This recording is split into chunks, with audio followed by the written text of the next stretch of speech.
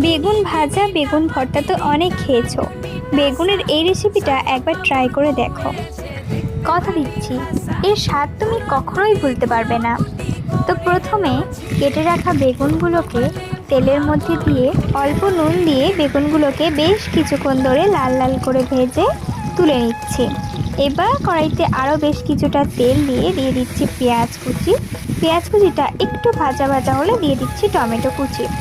তারপর দিয়ে দিচ্ছি পরিমাণ মতো লবণ, অল্প চিনি, সামান্য হলুদ, লঙ্কার গুঁড়ো দিয়ে আবার সমস্ত কিছুকে খুব ভালোভাবে নাড়িয়ে নিচ্ছি।